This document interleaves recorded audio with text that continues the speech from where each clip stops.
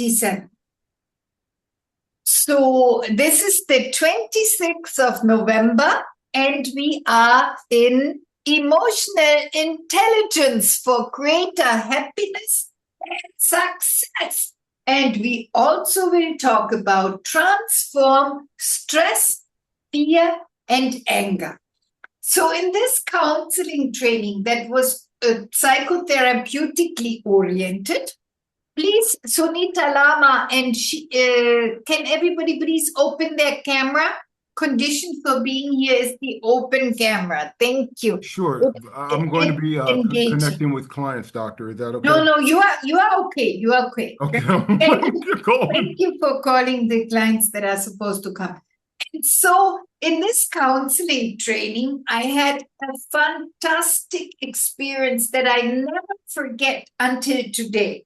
So we were supposed to bring clients, and I had a client that was called depression. She thought she had depression. She believed she had depression. And she came on, we were 26 counselors, and there was the stage, and every counselor would come with their client, and then the trainer would comment, and we would learn. Everybody opened up and was, very earnest about their difficulties because they knew it was about learning and that they would learn more. So Karen was my client's name, and she came up on stage like this. And she would say, it's so hard, it's so hard. And she was slouching down and then sitting down.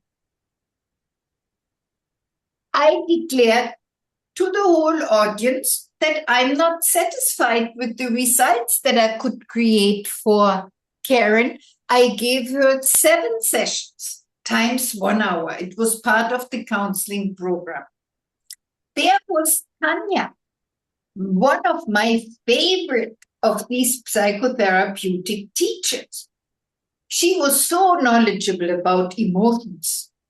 And she said to Karen, maybe what you thought was your emotional difficulty is actually just a signal for you to do something differently. And I never forget this moment of seeing Karen raise her shoulders, breathe deeply, and she was not smiling. Certainly, I never saw this woman smile, but she raised her mouth corners just a tiny bit. Her whole physiology changed. She said only one response. She said, oh, that. And then she walked off stage much more erect and much more fluently. And I said to myself, in 7 hours, asking her about her depression, I did not get such a response. And I was wondering what kind of response this is. And so after all the clients were gone and they thanked goodbye for their learnings, everybody was there to learn. And we counselors, 26 of us, would sit with the teachers and learn more and could ask questions. And I asked Tanya, how could you change Karen around with only one long question? And I read it again. Maybe what you thought was I had it written down. What you thought was your emotional difficulty is actually just a signal for you to do something differently. Wow, that's an amazing idea. And Tanya answered, I believe that people don't have problems and people don't need fixing. People only need to learn how to reorganize their emotions. And I was writing down how to reorganize their emotions. And she said one more thing. She said, I also believe that people always do the best that they can, given their circumstances and given the skills that they have. If they could do better, they would do better. So the way how Tanya approached Karen was so very differently that she created a greater result. And I was so eager to know what Tanya knew. The event was done. All the trainers left with their carry-ons towards the shuttle bus back to the airport. It was a whole month training. We had 3 times 1 month full training. And I ran after her. I was such an eager student. I said, where did you learn this? Where did you learn this? You know something that is not the normal counseling and, psychotherapy training. And as she left, she said, emotional intelligence. This was in 1987. And I said, what? She said, emotional intelligence. And again, I wrote this word down. I never had heard something like this before. Emotional intelligence. And up she was. And I couldn't ask her more questions. So imagine this was before Google. Now did I find out what is emotional intelligence? I was searching. I had that scrap paper in my jeans. I remember that jeans for a long time. Until that was in Seattle, Washington. I was living in the United States.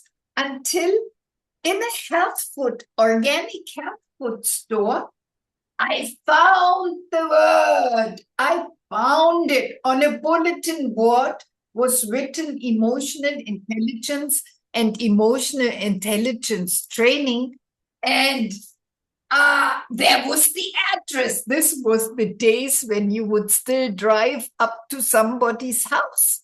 And I drove up to the house and I enrolled for my first emotional intelligence training. And what I would like to tell you is that in 2 days of this training, it was stretched over several weekends.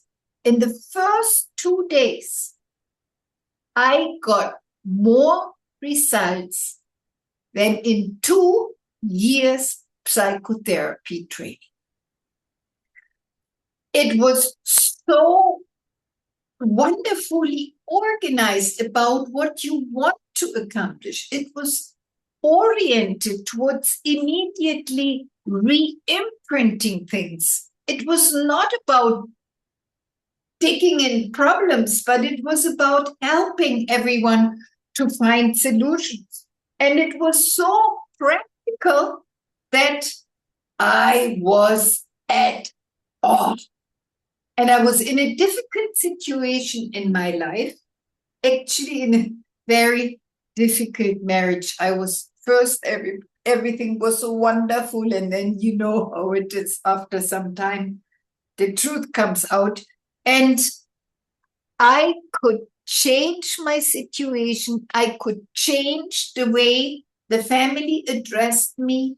I addressed the family differently. I got out of the toxic environment and rented a room in a place with my very best girlfriend. And my whole life changed because this emotional intelligence training, a 2-day training, imagine.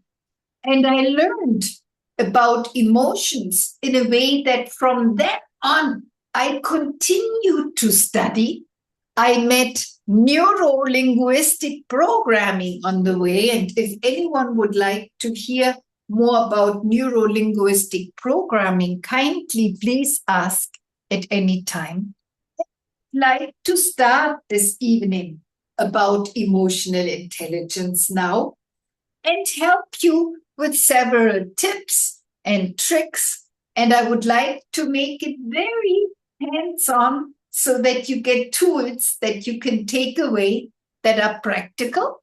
And in the end, in about 1 hour from now, we will talk about a training that you can take, because this is a free event for you to learn. First of all, it is also a promotional event where you will learn that you can take a 2-day training that is on the 20th and 21st of December. In Pune, it will be on site and also online. All our trainings are hybrid and it works really, really well. So we are thinking about emotional intelligence. I would like to ask you, who has heard of Daniel Goleman? Can I see hands? Oh, please, a condition for tonight is to have the windows on. Nazar and Naftita and Shima, could you please keep your windows on? Windows open, camera on. Please, camera on. Naftia, Najib, please keep your camera on. Thank you. Yes, and Sunita? Yes. Yes. Your hand is up. Okay. Did you raise your hand? No, I just put up my hand to say that I've heard of Daniel Goleman. You have read Daniel Goleman? Yes. All right. Mm-hmm. So we have to give big kudos to Daniel Goleman, because he did immense work in this field and he wrote many books, wonderful books I recommend to read. And he came out with the term emotional intelligence first time in about the 80s. And this is the Quattro circle that Daniel Goleman uses. It is based on the work of Peter Salovey. And after Daniel Goleman, this Talent Smart organization was created. You can also get books from Talent Smart. I was personally connected to one of their trainers, and we did a lot of research together. And there's a podcast, remind me, and I can pass on that podcast. So the famous foundation of emotional intelligence is very simple. The bubble one on the left side is self-awareness, and from self-awareness derives self-management. Emotional intelligence starts with self-awareness. Then it is about how do we manage our own emotions. And then it is about social awareness. How much do we actually notice other people, can experience other people, relate with them, and that's the bubble 4 called relationship, or you could say social management. So these are the 4 structural elements in emotional intelligence that we also use in our training. However, in our training, we go even far beyond, because the emotional intelligence you learn with Dr. Doris, myself, I'm a trainer since 36 years and teach emotional intelligence since 1990. And here are the different tests that you can do to measure your emotional intelligence. One is called Ruvenbar, one is called MEIS, one is called SASQ. Then, of course, there are tests from Talent Smart. And then there is the Dr. Doris EQ EQ skill test. And that EQ skill test is amazing. And for all these emotional intelligence tests, you pay a lot of money. And if you come to our 2-day training, you get this amazing 70-question emotional intelligence before the training and after the training. So you will get right away an EQ score test that is directly measured on your abilities and on your skills. So it is not a psychometric, it's a hands-on test. And you can take it with you and do it again after a month and do it again after 2 months. It's very valuable questions around emotional intelligence. It will be done before the workshop and after the workshop so that you can literally get the results. And I'm so proud to announce that in about 4 years back, for 2 years, we researched every single student who came to the emotional intelligence training, 2 days before and after, and we score 64% EQ increase in 2 days. This is phenomenal, and it is certainly valuable to consider this. So there's the IQ, the intellectual quotient. Then there's the EQ, who is around since 1980. And you would be probably interested to get your EQ measured or tested. I'm curious, has anyone ever yet done an EQ test? No. Emotional quotient test, Paranjit? No? Sunita? No. No? All right. So let me quickly ask because the group is small, more will yet join. I would like to know, what would you like to learn about emotional intelligence? I'd like to really make everyone happy here so that everyone can get out at the end of the evening with results. I'm so curious, Paranjit, we have talked a little bit. What is it that you would like to get out of this evening? What would you like to learn, Paranjit? Basically, going back to my HR jobs, I would like to understand people more better. Yes, you will be getting another HR job. You have already worked in HR. Right now, you are looking for another employment and you want to understand people better. Yeah. Yes, exactly. And yes, of course, counseling is part of HR. If I know this, like the way first example, Dr. Greeny had just given us, he was talking about counseling part. That's how we do it. I think I'm on the right path. Nice. I feel I'm on the right path. You are welcome, Paranjit. You're welcome. Stick with those learnings and they will give you an amazing difference. And Sunita, Lama, what is it that you would like to accomplish by taking this class tonight?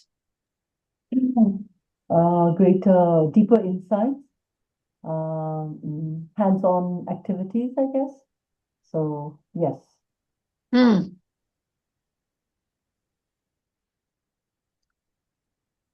Nikita? Nikita, are you there? Thank you. Please turn your video on. That makes me very happy. Keep your video on. I want to see you. What is it that you would like to accomplish, Nikita? Yes, today from your this lecture, I just want to know about sometime we cannot control our emotions. Means even for a small things also we become troubled. So just I want to get idea from your talk that which are the ways or how we can control our emotions and not get troubled so much. I'm so curious but there are so many emotions. Which emotions specifically are you talking about, Nikita? Like our day to day, whatever we are doing, like sometimes we become too much angry, too much anxious, too much worried, and Angry or worried. Okay. Yes, we will talk about this tonight. Very good. So first we need to understand the survival emotions that we should not touch because they are the emotion that protect our survival. And so, for example, when you go along the street and the brick is about to fall onto you, if you would not huff and puff and get anxiety and adrenals up, you would not be normal. So when your child nearly runs into the street, of course, you get heightened adrenals. And let's understand that emotions are triggered from our limbic brain. Could everybody please place their hand in the back of their skull here and say, this is my limbic brain. This is my limbic brain. My limbic brain. This is the reptile brain. So the reptile brain is shooting out the adrenals. The reptile, before your body goes into an emotion, it needs a message from your brain, right? Because not everybody reacts the same to the same situation. So for some of us, the information that goes to the limbic brain will be taken in a way that the limbic brain shoots out hormones. So first through the sympathetic nervous system, then the adrenals are kicking, and cortisol and other chemicals, of course, also. And so our limbic brain is the one that, for example, Nikita, produces what is called anger. Somebody does something and we are shouting back as if we have no choice. And pardon me, let me be a little provocative, may I? Yes. That is like an animal. I have read Alfred Korzybski's work, and it's amazing how he basically describes in his 600 pages that humans are troubled by reacting like animals instead of humans. It means that when this reaction, not response, when this reaction comes, it is triggered from your limbic brain. This is your limbic brain. Would you then please take your two hands and touch the forefront? Everybody, please touch your forefront and now say, this is my neocortex. This is my neocortex. This is my neocortex. And this is my neocortex. We have as humans, it is the biggest. No creature is known to have such a large neocortex, and it is built on what? On language. So what is it that human beings can do that animals who mainly function with the limbic brain, reptile brain, cannot do? We can reflect. We can recognize. We can metacognize. Sunita, what else? What can the human do that the animal cannot do? We can give reasons, we can think of logics. Yes. Yes. And also we have a multiple, infinite ability to speak, to reason, to rationalize, and to be creative. Humans are meant to be creative. So whenever you should react, Paranjit, as you so nicely shared with us. And Nikita, please remember, it is from my limbic brain. When I huff and puff and shout, it is from my limbic brain. But I don't want my blood to flow automatically to my limbic brain. Can you say it again? I want my blood to flow to my neocortex. Would you say that, please? I want my blood to flow to my neocortex. So I have the ability to take a deep breath so that I have the ability to stop. That I have the ability to reflect.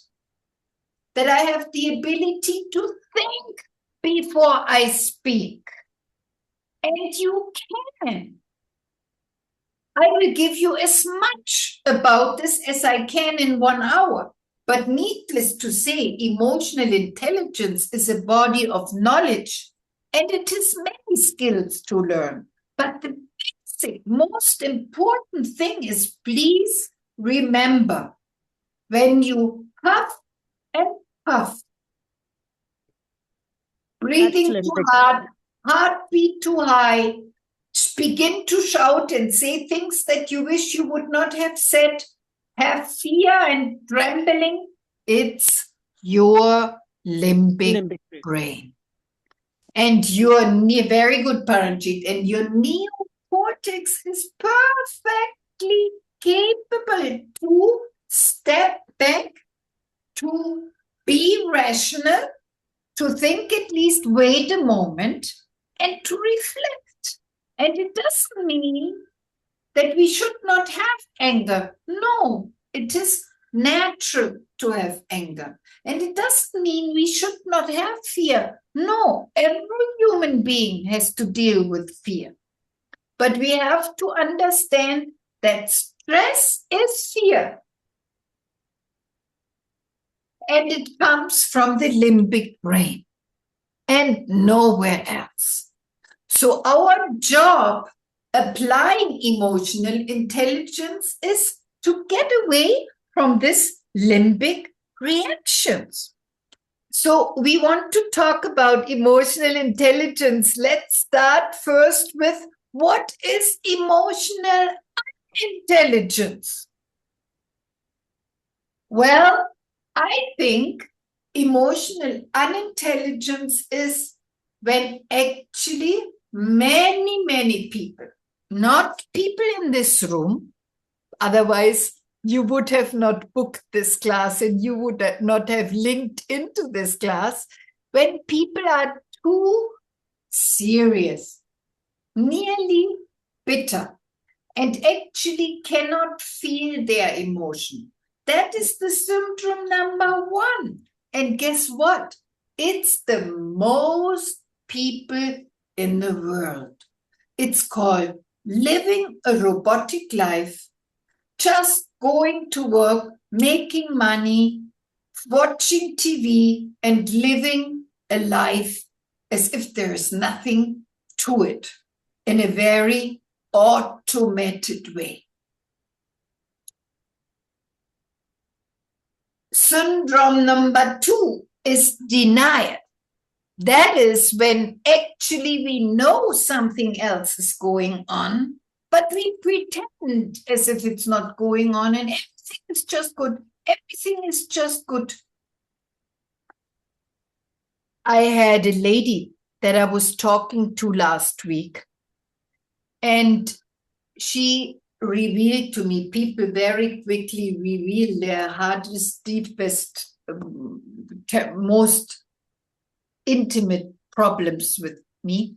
And she told me that she was raped when she was 16 years old. But it's okay, she says, but it's okay. And I'm coping with it. I'm coping with it. But no, I cannot even allow a man to come close to me. I said, you are not coping with it. If you don't allow a man to even come close to you now, 10 years after it happened, you have to do something. This whole emotional complex has to be opened, released, and reprogrammed. Otherwise, you will run out your whole life in denial that everything is okay. Everything is okay. Who understands what I'm saying? You're deeply troubled. Actually, something really bothers you, but you pretend as if nothing is there. Now, let's put by the side that sometimes we have to. It's actually a professional skill. And for example, if you have a strong emotional rush and you are at work and your boss is coming, of course you have to deny it. And of course, in that moment, you have to suppress it. Is everybody with me?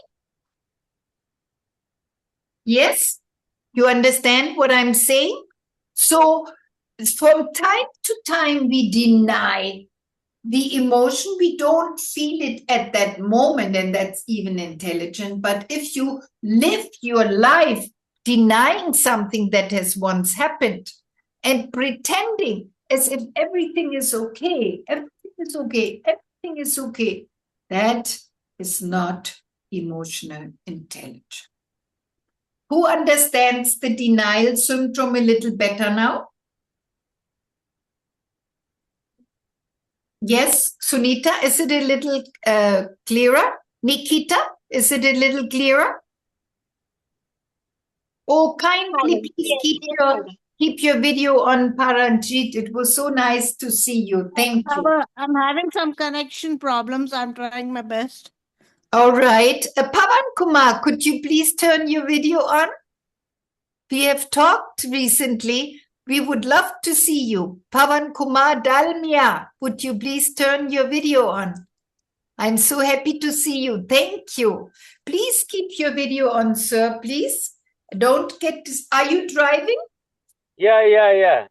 Okay. So don't get disturbed by us, but it's nice if we see you, please. So the third syndrome is called the roller coaster syndrome. That means maybe in the morning you are happy. Then something happens, somebody says something to you that really makes you angry, and boom, your mood is down. Then something else happens and somebody praises you and your mood is up, and then it's down and it's up and it's down and it's up. Who knows that? Who knows the roller coaster syndrome? Paranjit, do you some? I understand that, yeah. Yeah? Maybe mostly our moods changes. As per situation, we are going to an office, we meet some person who drives rashly into you, your mood gets upset. They walk into the office, you meet people, changes. Again, something unpleasant happens, and the mood gets spoiled. Yes. That's what I understand. Yes. So, Paranjit, would you agree that we shouldn't make those emotions dependent on our circumstances and everybody around it, because this roller coaster syndrome is unintelligent. It's not emotional intelligence. It means that you are taking on emotions from others, or that you are simply too much allowing others, so to say, into your space. It's none of your business, right? And then that is number 4 would be that, who knows, you feel grumpy. It happens. We are not always happy. Can I see hands? Who knows to feel grumpy? And you know that when you speak from that place to somebody else, it's going to be disaster. You are aware. And then you do it anyways. Who knows that? Isn't it amazing? We lose the control. Yes. Yeah. And so we are actually aware, but we speak it. That is emotional intelligence. And don't feel bad about it, because it happens to everyone. We simply have to increase our awareness and increase our skill level so that we can respond more emotional intelligence. So the next maybe shocking news for you is that emotions are actually not real. Emotions are made up in your mind. They are made up by how you think about it, how you perceive it.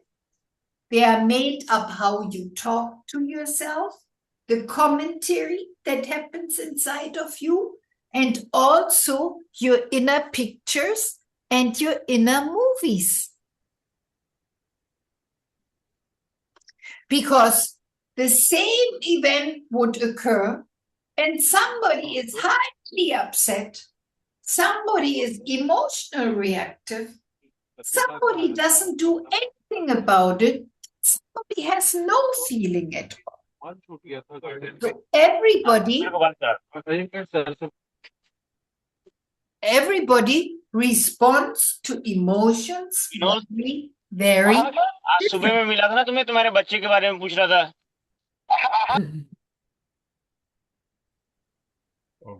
So emotional intelligence is not about removing or controlling or suppressing emotions, because that does not work. Emotional intelligence is about accepting and acknowledging emotions, building our ability to respond rationally when it is required, to build our goal, to build our ability to step away. And it is about developing choice when feeling emotions.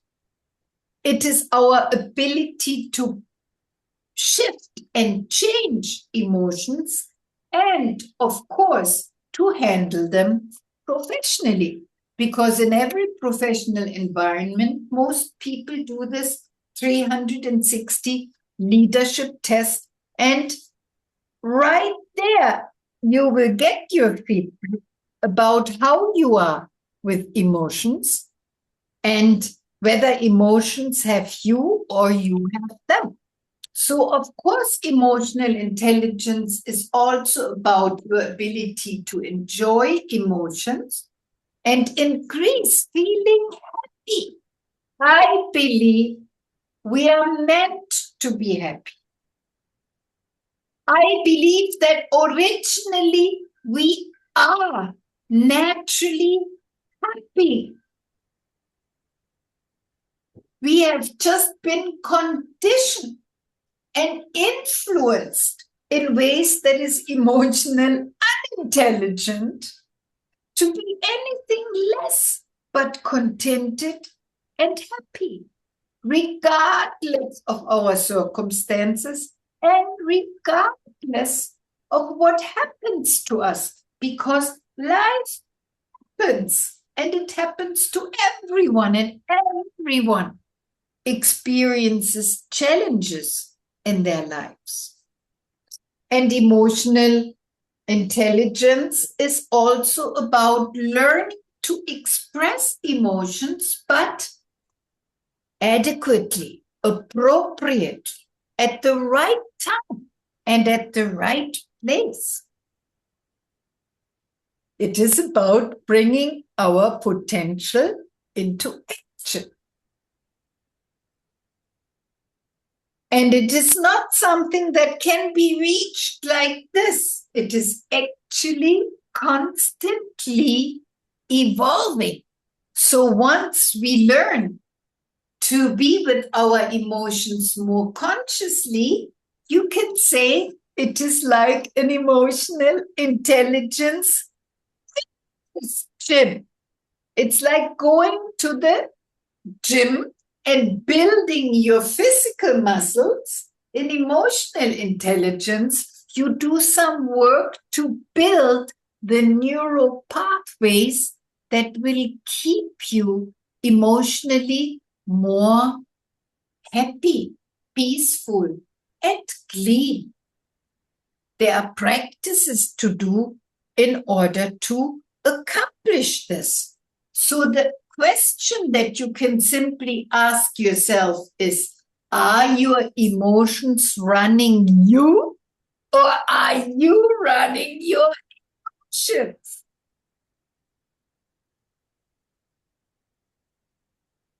What would you say?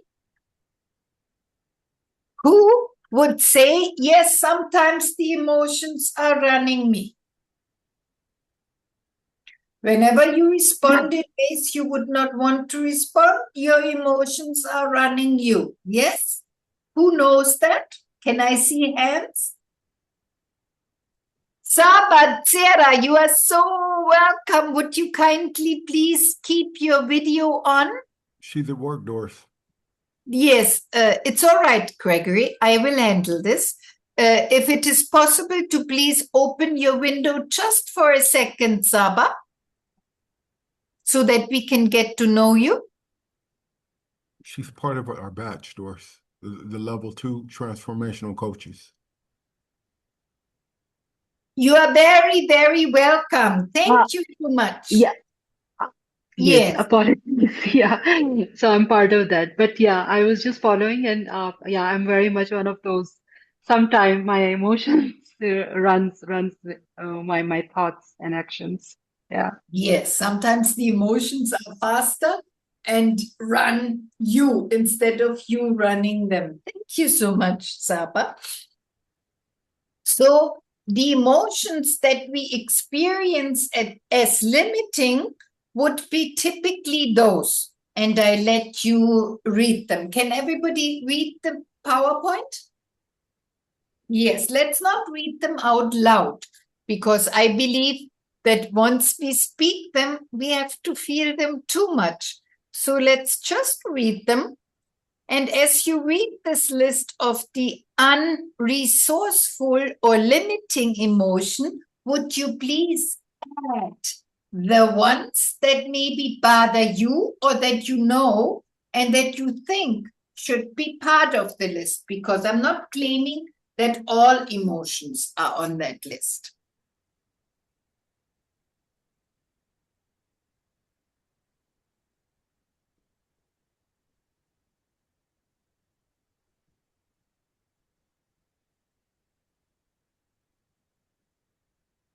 Who can identify several of these emotions on that list?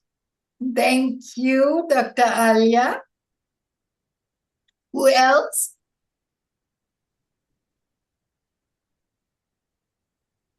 Thank you. Thank you. And emotions that make us feel good are these. Can we please read them? Everybody, can you read one of them? Ease, satisfaction, laughter, contentment, humor. Dr. Alia, I cannot hear you. Yes, Kularana. Enthusiasm, excitement. Yes. Sunita.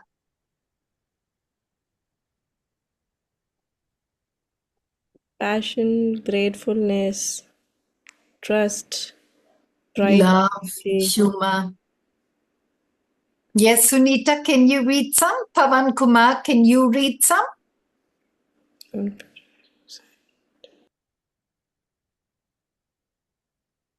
Confidence,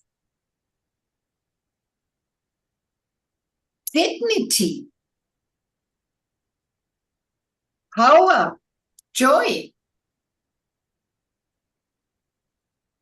grace, fun, relaxation, peace.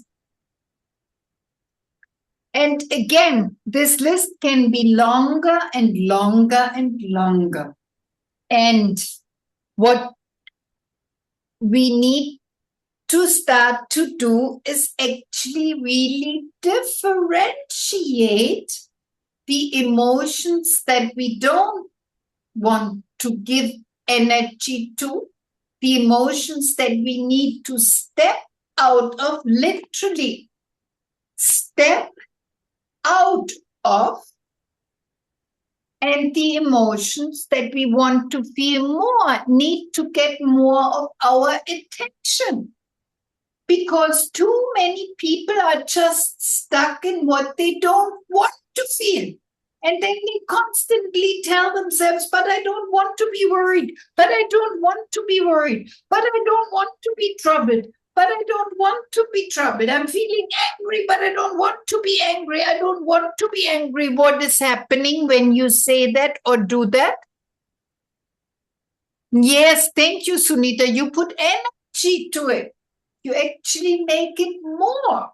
So let's practice one important tip that, of course, Gularana, Dr. Alia, and Saima and Bhavika already know very well. But let's introduce this to Pavan Kumar and to Sunita, to Dr. Ambreen and Nikita and Saba. I think you know it also, but let's practice it. So whenever you are aware that some emotion that is limiting you, that is not feeling good, that is making you feel bad, is running you, would you please make a step to make your awareness stronger? And it goes like this. Take your right hand. Everybody, please. Pat yourself on your left shoulder and say, I noticed. I noticed. I noticed this emotion is limiting. This emotion is a troublesome emotion. This emotion is, I'm not choosing it. And to basically embrace the emotions that you want to feel more. Many times we fight the emotions. We have just already done this actually, and then we say, I don't want to be angry, I don't want to be angry, I don't want to be worried, I don't want to be worried. And it's as if you are pushing it. Everybody, could you push your hands? So if this is the emotion and you say, no, I don't want you. No, I don't want you. No, I don't want you. You are resisting it. And you are making it stronger. Can you feel it? By pushing and by resisting, yes, Paranjit, can you notice? You make it stronger. Yay. Hello, Dr. Ambreen. You are so welcome. We would love if you could please put your video on.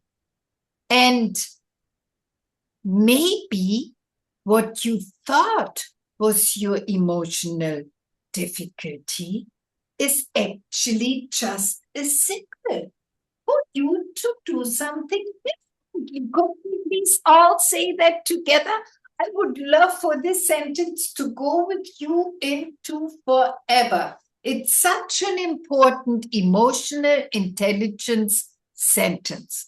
Can we please speak it? Maybe what you thought. Everybody please out loud. Let's start. Maybe what you thought was your emotional difficulty is just just a a signal Let's doing something differently. Who thinks this is true? Who thinks this is a good idea? Very good. Very good. So accept the emotion, not fight it. So when we fight, we give it energy. Stop fighting, notice, and immediately embrace the emotion. Accept it. Could you please hold your hands like this? And now if this is the emotion, you are making it friend. You say, I befriend you. I create friendship. I say yes to you. That is when emotional intelligence begins. Just only begins. So we want to transform resistance into assistance. What is the benefit, the secondary gain, or the byproduct that the emotion has? So when the woman that I talked to you about, who had been sexually abused, and she said it is influencing her emotionally every single day. She's thinking about it. Her family is judging her, because someone abused her, and she is not able to open up to someone and really create a positive relationship. Now, I asked her, how ready are you to change? And she said, I'm not sure. I'm not sure. I said, do you believe you can heal this? Do you believe you can overcome this? She said, yes. And I said, there's only one thing that is required. You need to be committed and do something about it. But if you use it as if it's shielding you, if you hang on to it, see, it's called the negative emotion syndrome. Sometimes people just hang on to their negative emotions because they have built them so long. This woman has protected herself and tried to overcome it and created so many defense mechanisms that she was not even really totally committed to change it. So the negative emotion syndrome means we hold on to the negative emotion because we know it. At least we know something. And we repetitively play the victim again and play the victim again and play the victim again. Or we know we get easily frustrated, we get easily angry, and we again react frustrated, we again react frustrated, we again react angry, and maybe we have to start to look behind what does this anger actually do for you?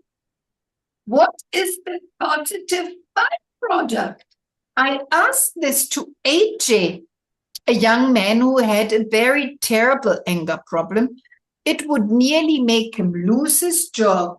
And already his children and peers of his children were saying, your papa is very angry man. And he was embarrassed. He said, it gives me energy. It makes me feel dynamic. It makes me feel alive. Again, he was hanging on to this pattern. He was hanging on. He was not really saying, I'm 100% committed to change this. No. He was justifying it and repeating it and repeating it. And I said to AJ, look, before you come to this emotional intelligence class, he was about to enroll for this emotional intelligence class. How committed are you to make a difference? How committed are you to really let go of this, what you call anger, shouting, getting irritated, arguing with people? And it took me at least 20 minutes of a deep, heart-to-heart conversation with AJ until he understood that he has to first be committed. He has to be committed to change. Otherwise, it change. As long as we do, oh, everything is good, I can survive, everything is just good enough. Nothing will change. So we often have to find out what is this emotion that is running me actually giving me. And then we transform resistance into assistance. We improve our choices and our power to lead ourselves. I'm curious, you spoke earlier. Is Nikita still here? Nikita, Nikita, you are still here. And Paranjit, you have mentioned a few emotions that are bothersome. So if you would ask yourself, what am I actually getting out of hanging on to worry? And continue to worry and continue to worry. What is it giving me? What is positive about it? What could some answer be? I'm not worried. I'm looking for. I just meant to give one example. Can we just do this example? So if somebody is worried and holds on to worry, what could be the positive intention?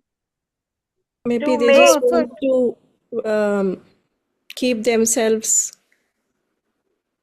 aware.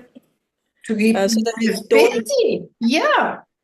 Or be responsible, like it also helps you to be responsible. Like if I worry, I will finish the task on time. So I'm responsible. Responsibility, if I'm responsible, I ought to worry, like, and be on task. You use worry in order to get things done. Yes, yes. Okay. Now, the question is, we could say in emotional intelligence, we say this is negative motivation. It is punishment motivation. Because the feeling worry is not a good feeling. Now, don't feel bad about it. We all know it and we all do it. But the question is, are you ready to positively motivate yourself? Are you ready? Are you ready to make a change and rather positively motivate yourself?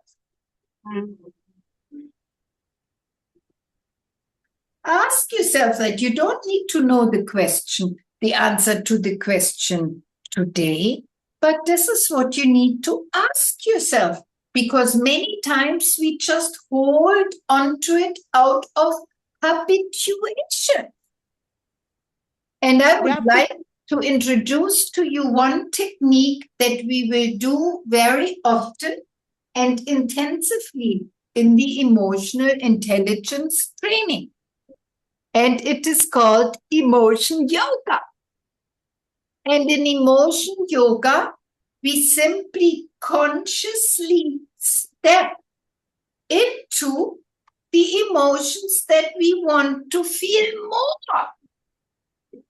So rather than getting hooked into, okay, I'm worried, I'm troubled, I'm reacting angry. How about stepping into relaxation? Could we do this just for fun together? So if you can't stand up, it will be a little favorable for you. Then you can make a more physical step.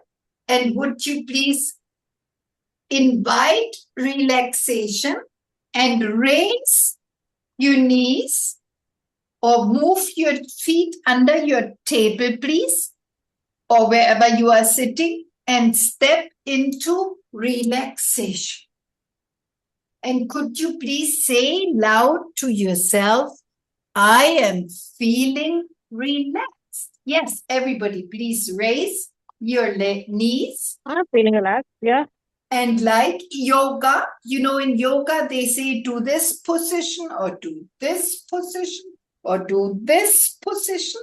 And you stay in that position. In emotion yoga, we call the emotion and then we step into the emotion. So please, would you step into relaxation and then move around a little bit and speak out loud, I am feeling relaxed. I am feeling relaxed. I am feeling relaxed. Yeah. I am feeling relaxed. I am inviting relaxation. You can say it in many different ways. I'm inviting more and more relaxation in my life. In order I'm inviting to do good relaxation. things, we have to relax. We have to be able to let go. I am feeling relaxed. Everybody, I am feeling relaxed. I'm feeling I am relaxed. feeling relaxed. Very good. And would you then please step out of relaxed and shake it off and shake it off? Tonight, because the time is so short, we are not going to practice the limiting emotion, which you also will practice in the emotional intelligence training, because it's all about awareness and we are not judging any emotions. Would we now please do positive emotion yoga only? And how about we step into joy? Would you please raise your legs and step into joy? And say to yourself, I am feeling joyous. Would you please say, I am feeling joyous? joyous. Joy. I am feeling joyous. I'm feeling joy. Enjoy. I'm feeling joy. I am feeling joy. I am feeling joy. Paranjit, I how am is it? feeling I joy. am feeling joy. I'm feeling joy. So when you feel joy, how is your facial muscles? How is your chest? How does your body feel? Yes, Sunita? Relaxed. Relaxed. Yes, Sunita? The body feels much more open. The body is welcoming. more open. Yes, much more spacious. Patience. Spacious.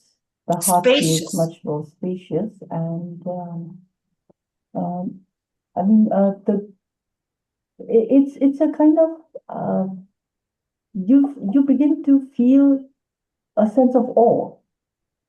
A sense of awe. Joy can be a sense of awe. Thank you. Amazing. How is it in your body when you say, I am feeling joyous, Paranjit? Feel relaxed. It's relaxing, isn't it? Yeah, it's relaxing. In fact, I feel the focus comes like, yes, in a feeling comes and yes, I'm happy. I'm joyful. Comes naturally. When you say that to yourself, you feel relaxed and joyful. Exactly. So in emotion yoga, you will practice to just step into the positive emotion. We all deserve to feel relaxation more, to feel joyous and happiness more every day. But please don't wait until it falls from the sky. Do something about it. Step into the emotion and speak to yourself and say, I choose now to feel happy. I choose now to feel joyous. Is this a good idea? And don't put so much energy into the emotions that don't work. Leave them. Step into the one that work and that help you. Who's ready to do something really amazing tonight? How about we laugh together? And we laugh for at least 1 minute. Would you please step into laughter and notice that laughter is the most rejuvenating, positive emotion humans have. And that I don't know any person in all my 36 years of working with emotional intelligence who laughs too much. I only know people who laugh too little. And even I'm practicing it regularly, I could still laugh more. So can we please laugh and laugh with the consciousness of that it's worthwhile to laugh more? Can we please laugh?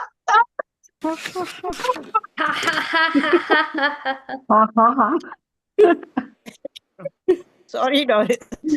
I'm running a sore throat. I'm not laughing with you.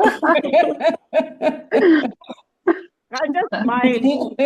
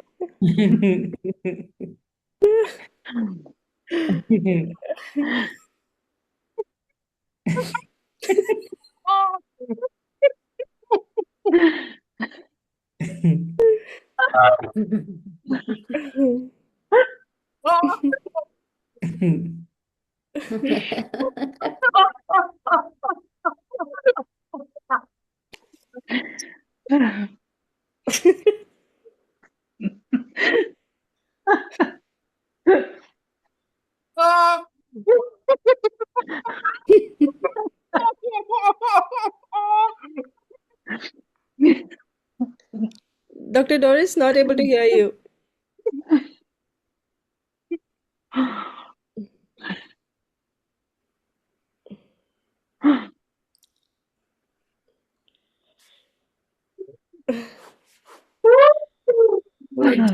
Deep breath. And for just a moment, would you please close your eyes and observe your body?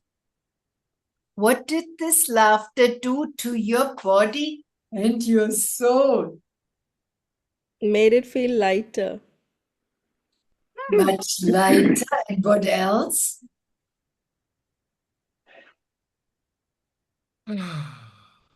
I feel like bubbles going up and down in me. Bubble, bubble, bubble, bubble. Happy, isn't it? It feels everything is so beautiful. Yes. Yes. And laughter is happening everywhere in the world. They call it laughter yoga. They call it laughter meditation.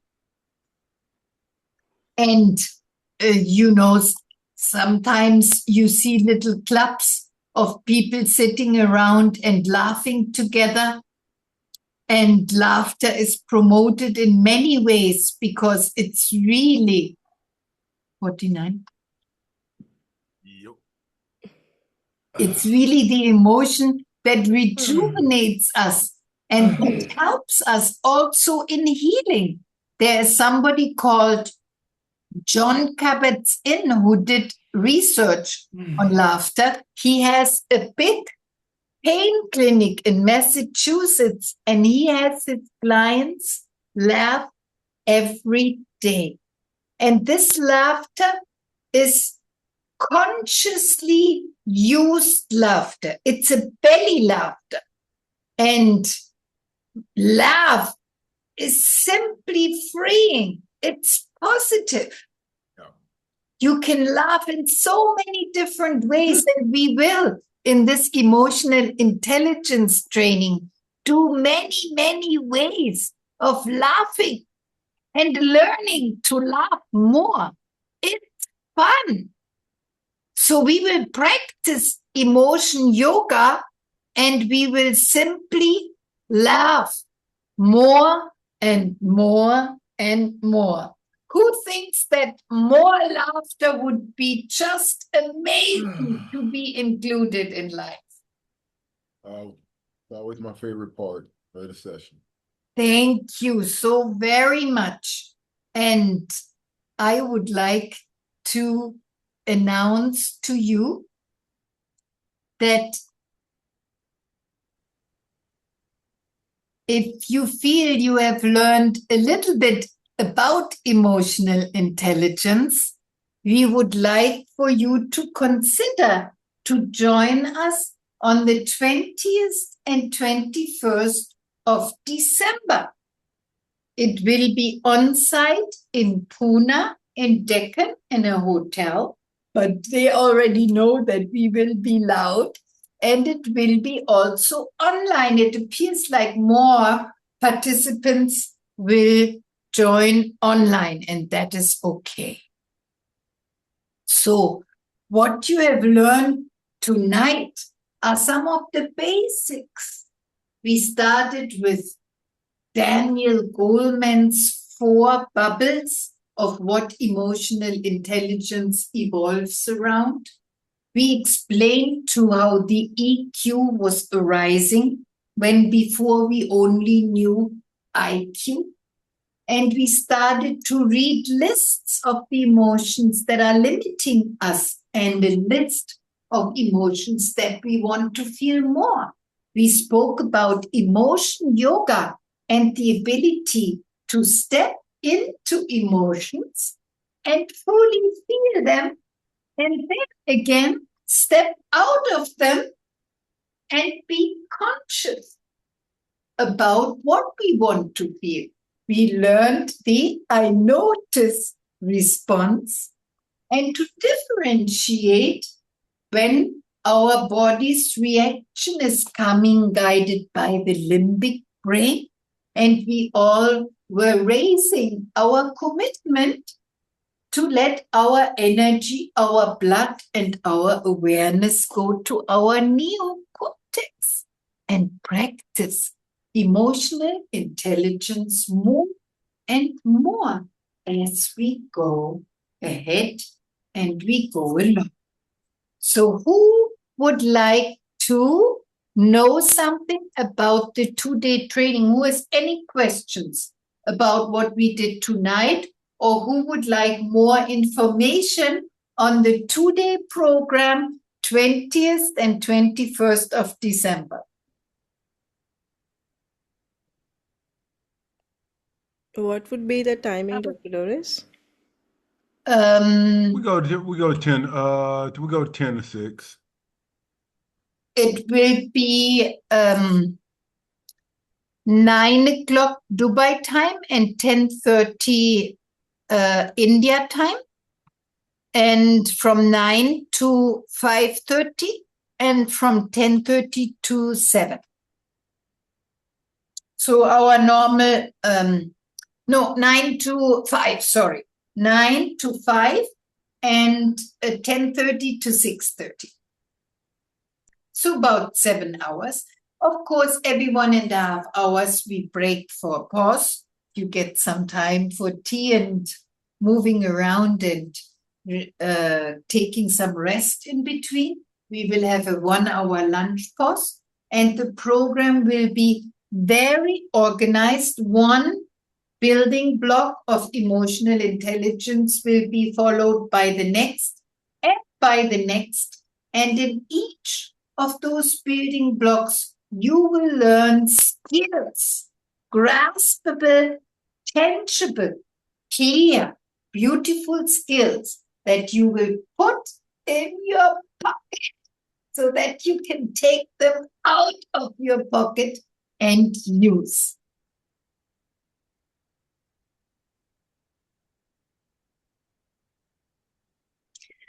Sunita, are you thinking about joining us maybe in December? Could be. So let's see what happens. Let's see. Yeah. Nice. So it's on a Saturday and Sunday. Yeah. Please think about it. I think you would get really a lot out of it, particularly about the work that we have talked a little bit before you came in here today, that you do. It would be precious. Thank you so much for joining, Sunita. Thank you, you came. Thank you, everybody. Thank you, Thank you. everyone. Thank you. Thank you. Thank you, everyone. Thank you. I hope you learned a lot that you can take into the future. Yeah. Good food, Bye-bye. good rest. Thank you, Dr. Doris. Bye. Thank you, Dr. Alia.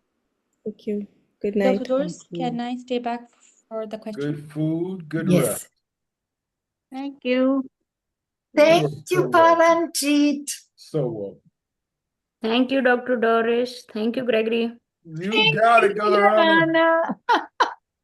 It's so good to see you so often. Ciao, ciao. Tata. Paranjit, think about joining that workshop. Nah? Yeah, I'll surely get in touch with you. Yeah. Are you free on Saturday, Sundays? Yeah, I'm free. I'm free on Saturday, Sundays. I'll get in touch with you. Yeah. Thank you. Yes, we are already connected. Thank you, Paranjit. Bye. Bye-bye.